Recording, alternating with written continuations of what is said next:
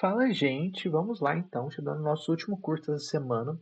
Dessa vez, vamos estar falando um pouquinho sobre User Interface, né? O irmão ali muito próximo de User Experience, que a gente falou nas últimas aulas. Esse curso ele vai ser um pouquinho maior, vão ser 7 aulas. A gente vai falar um pouquinho da introdução, que é essa aula aqui, depois teoria das cores, tipografia, psicologia das formas, composição, usabilidade e as heurísticas de Nielsen, que são muito importantes, e por último, o flow do projeto. Então, essas 7 aulinhas deve durar ali uns 70, 80 minutos no máximo, tudo dividido em várias aulas, então não se preocupem, mas vai ter muito mais trazer da prática e da forma como você vê o design aqui, que é a parte que realmente mais encanta os olhos da galera quando eles vão falar de design e principalmente de design de interface. Então vamos lá, para a gente poder começar a falar de User Interface. Acredito que, para não perder o costume, vamos falar do seu conceito.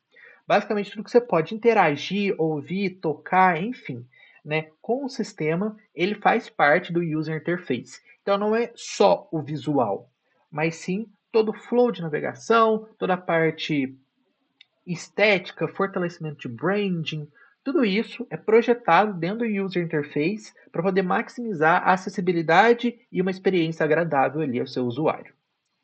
Para não perder o costume, vamos falar um pouquinho da história do User Interface. Então ele começa lá em 1960/1970, que é quando começam a surgir os primeiros computadores, e ali a gente vê só a parte de texto. Então nessa época do User Interface, a gente não tem a interface, né? Não tem a parte visual. É texto e tem uma alta curva de aprendizagem, porque era uma ferramenta puramente técnica. Máquina de guerra, era um momento de Guerra Fria.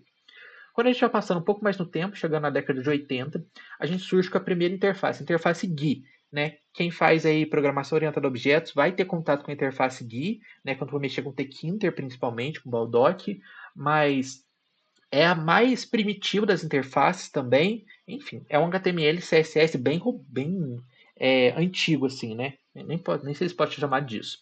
E a gente surge com a Desktop Metaphor. Desktop Metaphor é quando ele começa a trazer os principais nomes que a gente tem hoje. Então, por exemplo, por que a lixeira, que é onde você deleta os arquivos, ela é chamada desse jeito? Ela tem esse formato.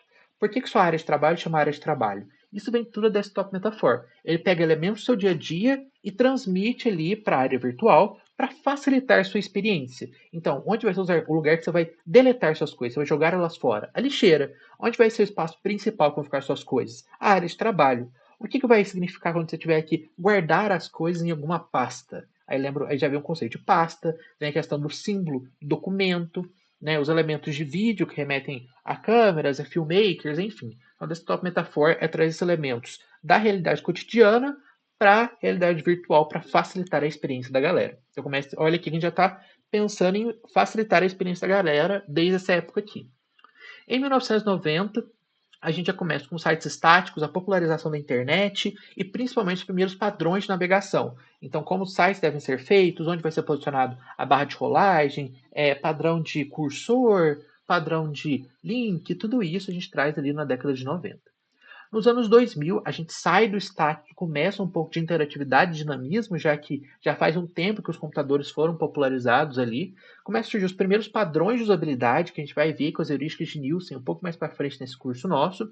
E surge um novo agente no processo, que são os smartphones. Né? Você sai daquela navegação só por cursor, clicar no botão, e você começa a ter que pensar na pessoa usando o dedo dela como cursor, numa tela muito menor. Né? Então entra o smartphone como navegação por toque, os primeiros smartphones ali por touch.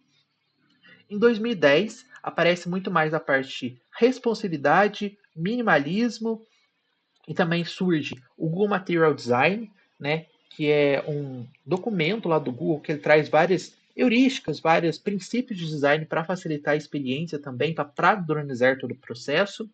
E a responsabilidade fica muito mais forte aqui, já com a popularização dos smartphones por toque.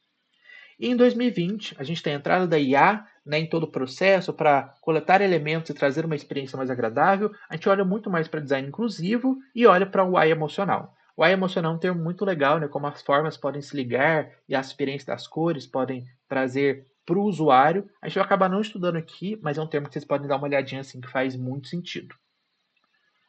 Vamos lá. E travou. Voltamos. Perfeito.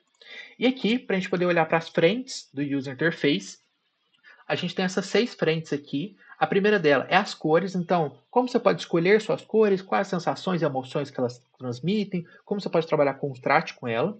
Depois a gente olha para tipografia, que é a escolha da fonte, os tipos de fonte, hierarquia visual, legibilidade, enfim.